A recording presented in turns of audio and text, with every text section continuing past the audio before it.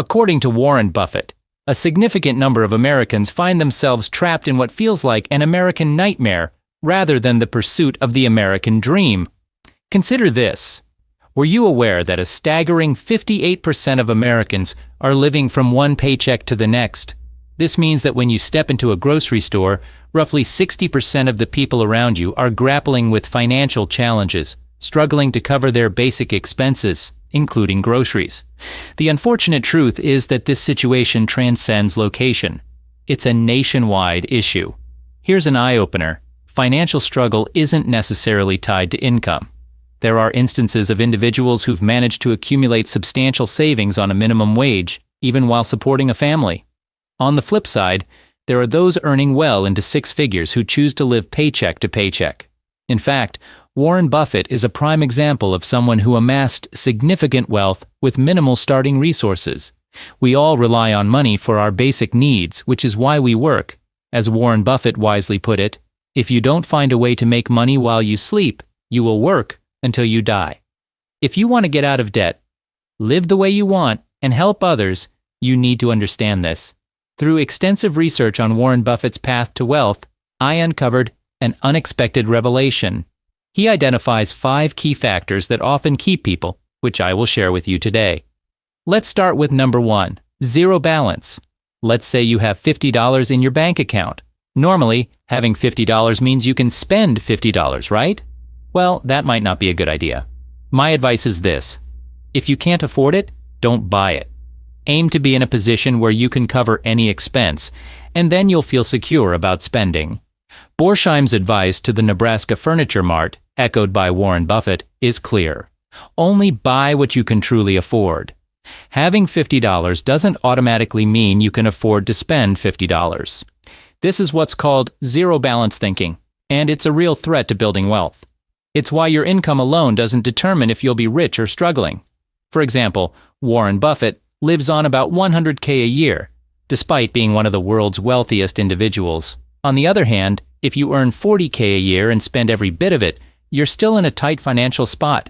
Even if you make $100K a year and spend it all, you're in the same boat. The key is to set aside a portion of your earnings for savings. This way, you'll be ready for unexpected expenses and investments, allowing your money to grow over time. Just look at how long it's been since Warren Buffett made his first stock investment, as he simply put it. On this March 11th, in a couple of weeks, it'll be 77 years since I bought my first stock, and I paid $114.75 for 3 shares of City Service Preferred. Let me share an example to make zero balance thinking clearer. I had a coworker I used to be close to. They were really into fashion and liked wearing stylish clothes. That year, we got a nice stimulus check of about $250 because the company was doing well. When I talked to my coworker about it, they said they planned to use the check to buy a new pair of pants. Yes, you heard it right. They used the entire stimulus check on one pair of pants instead of using it to build their wealth. Now, you might wonder how to avoid falling into this mindset. There's a simple rule to follow, called the Rule of 5. If you can't afford to buy 5 of the things you want with cash, then you can't truly afford it. For example, if you have $50, you should only consider buying something that costs $10. As Warren Buffett wisely said, "I don't look to jump over 7-foot bars. I look around for 1-foot bars so that I can step over."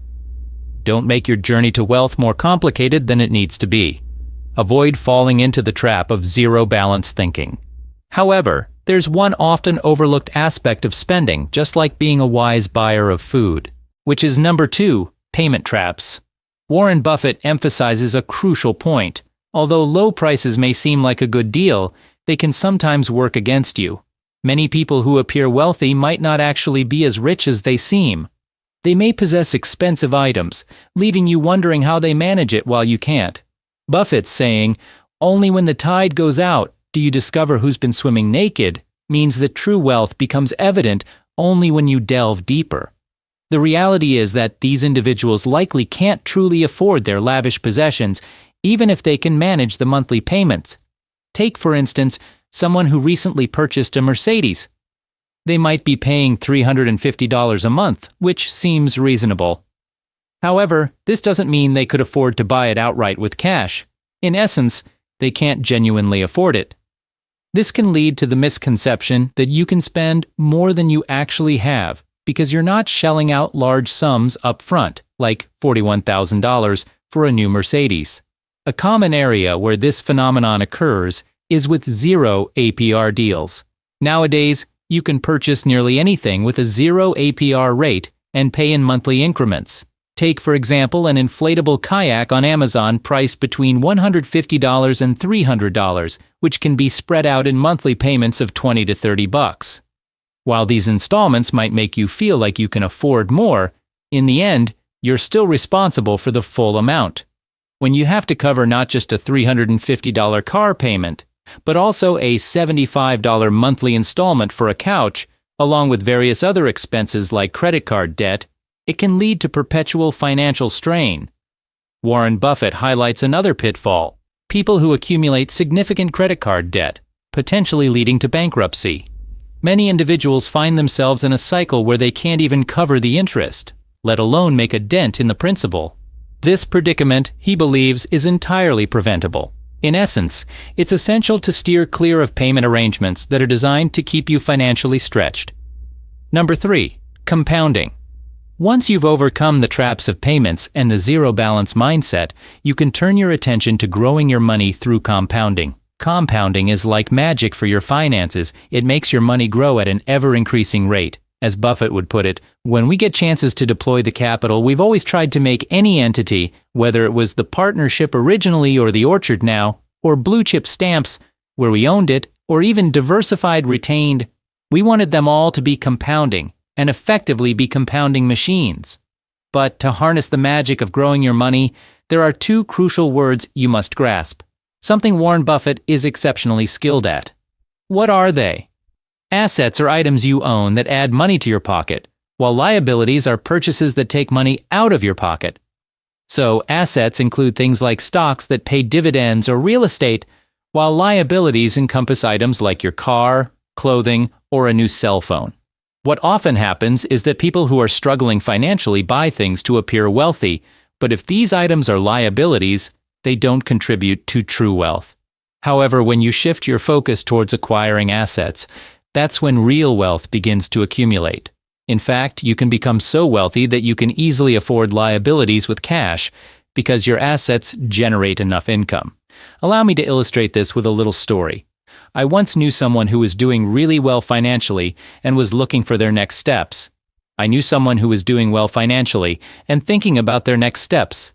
They considered buying a fancy new car they always wanted, but they were also interested in growing their wealth. They read that rich people, including Warren Buffett and Charlie Munger, often invest in real estate, in which he said, "We both had a fair amount of experience in real estate, and Charlie made his early money in real estate. So my friend chose to invest in a small apartment complex instead. After a month of preparing it for renting, they found a tenant and started making a profit of $300 every month." This is a great example of how an asset brings in money, while a liability, despite looking impressive, doesn't offer any return.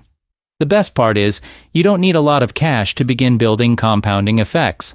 While real estate can be pricey, you can start with assets like stocks that pay dividends for as little as $5 a day, $5 a week, or even $5 a month. You can invest as much as you're comfortable with. It's important to understand that assets are not the same as keeping your money in a savings account. A savings account won't significantly increase your earnings from your hard work. Remember, you can't work tirelessly forever, and most likely, you wouldn't want to. You deserve the freedom to do what you want.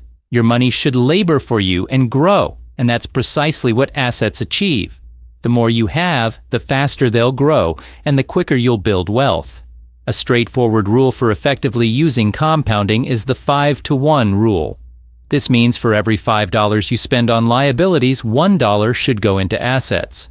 For example, if you spend $15 at Walmart, consider investing $3 in Walmart. If you spend $80 at Costco, think about investing $16 in Costco. Number 4. Flashy lifestyle.